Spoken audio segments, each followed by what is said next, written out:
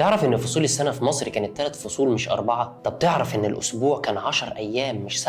طب تعرف كمان ان التقويم المصري اللي اعتمده المصريين القدماء من اكتر من 5000 سنه هو اصل التقويم اللي العالم كله شغال بيه لحد النهارده؟ ما تيجوا نشوف مع بعض ازاي المصريين اخترعوا اول تقويم في العالم، وازاي التقويم ده تطور مع الزمن ووصل للتقويم اللي احنا شغالين بيه لحد النهارده، والاهم ازاي قدر الفلاح البسيط يحفظ كل تفاصيل الشهور المصريه القديمه في امثال شعبيه مستحيل تتنسي من الذاكره رغم كل السنين دي. تعالوا نشوف الحكايه.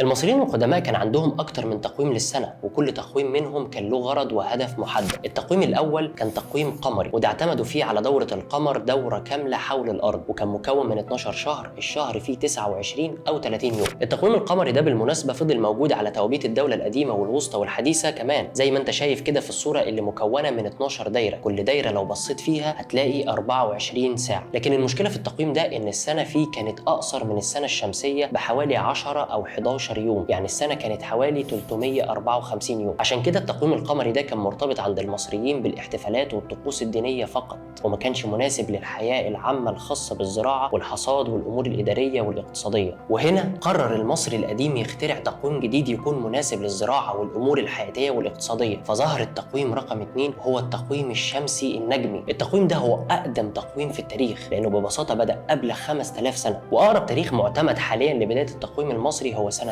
4241 قبل الميلاد، يعني بدأ قبل عصر الأسرات المصرية الشهيرة في الدولة القديمة والوسطى والحديثة، بدأ حتى قبل توحيد مينا للقطرين بكتير جدا. ومش بس كده، ده المصري القديم اعتمد فيه على ظاهرة فلكية ما كانتش بتحصل غير مرة واحدة بس في السنة، ومحدش قبله أخد باله منها، وهي ظهور ألمع نجوم السماء النجم سوبيدي المعروف في اللاتينية باسم سيريوس. المصري لاحظ إن النجم ده بيظهر مع شروق الشمس مرة واحدة في السنة، ومش بيظهر بعدها مرة تانية غير بعد 365 يوم. ومن هنا كان الاكتشاف ده هو المعيار اللي اشتغلت عليه مصر وكل حضارات العالم من بعدها لحد النهارده. ممكن واحد يسأل نفسه ويقول هم ازاي اخدوا بالهم من حاجة عبقرية زي كده؟ والإجابة لأنهم ببساطة كانوا متميزين ومتفوقين بالفعل في علم الفلك، وكانوا كمان مخصصين كهنة لمراقبة الشمس والنجوم والكواكب طوال السنة. والكلام ده وفقا للجزء الثاني من موسوعة مصر القديمة للدكتور سليم حسن، اللي قال حرفيا كان في عين شمس كاهن خاص لمراقبة سير الشمس يسمى الرائي العظيم، وكذلك كان في المعابد جماعات كهنة لمراقبة سير النجوم.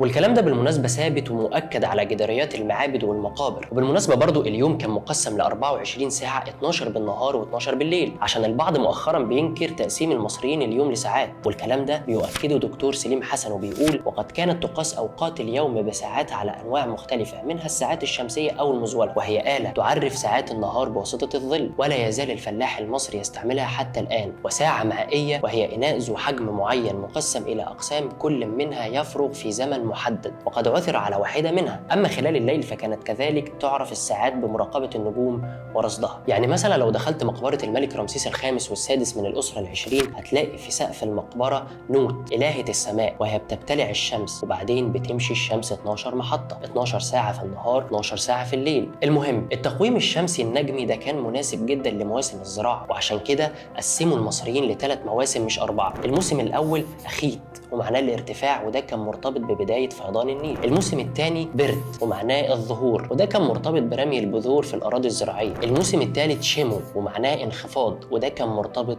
بالحصاد. المواسم ال3 زي ما انت شايف بتبدأ بموسم الفيضان وتنتهي بموسم الحصاد، عشان المصري ما يبقاش متفاجئ بفيضان أو جفاف. وكان كل موسم من ال3 دول مكون من 4 شهور، زي ما انت شايف في صورة النقش القديم ده اللي بيظهر ال3 فصول، وجوه كل فصل منهم 4 شهور بتوعه، وكل شهر كان مكون من 3 أسابيع، أو بالتعبير الدقيق 3 عشريات. يعني العشرية أو الأسبوع كان 10 أيام، وآخر يومين في الأسبوع أجازة. لكن لما تحب تحسب عدد أيام السنة بالحسبة دي كده 12 شهر في 30 يوم تطلع 360 يوم فقط، ودي فترة أقصر من دورة الشمس ب5 أيام. وهنا قرروا يضيفوا ال5 أيام في شهر صغير باسم النسيء، والنسيء ده غير النسيء اللي عند العرب بالمناسبة، لأن ده شمسي والتاني كان قمري. المهم بعد ما أضافوا ال5 أيام السنة السنة بقت 365 يوم، وخصصوا الخمس أيام الأخيرة من السنة للاحتفال في كل يوم بإله من الآلهة الخمسة: أوزوريس، إيزيس، ست، نفتيس، وحورس. وأطلقوا على التقويم ده اسم التقويم التحوتي نسبة للإله تحوت. لكن الحكاية ما وقفتش لحد هنا، لأن الكهنة بعد كده اكتشفوا إن التقويم التحوتي ده فيه حاجة مش عاجباهم برضه، وهي دي أهمية التراكم العلمي والمعرفي بالمناسبة، اللي طول الوقت بيتطور وبيعدل من نفسه، مش بيفضل ثابت وجامد وواقف مكانه بدون تغيير. وده اللي عمله الكهنة لما لاحظوا إن أول تحوت بيجي بدري كل سنة عن ميعاده بفرق بسيط، فقرروا يدرسوا الموضوع من أول وجديد، واكتشفوا إن السبب هو نجم سوبيديت،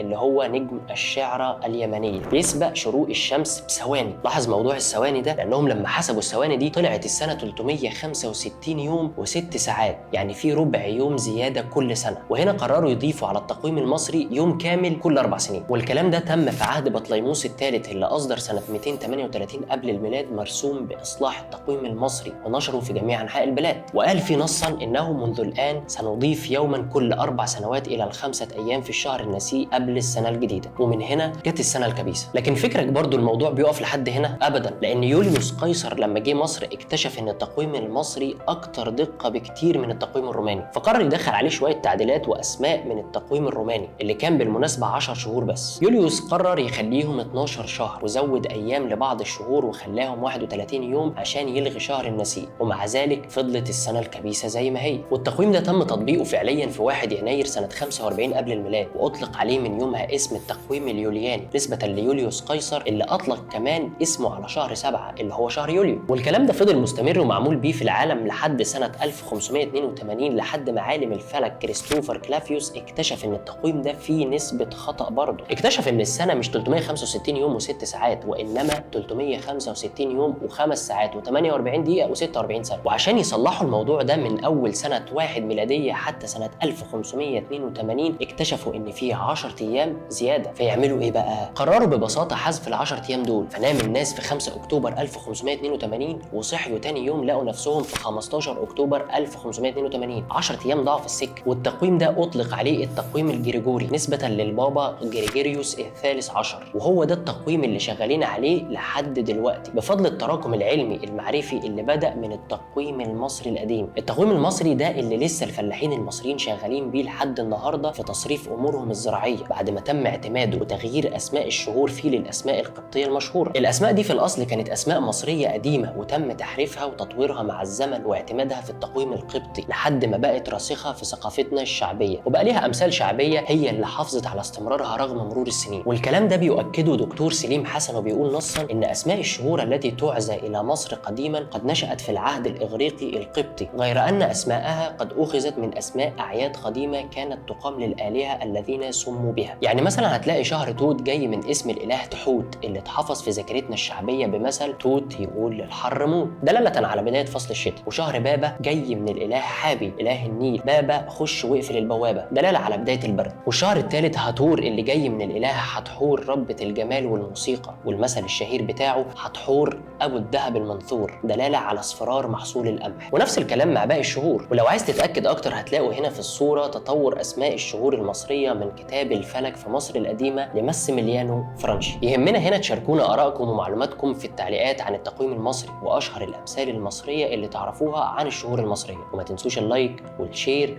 ونشوفكم دايما بخير.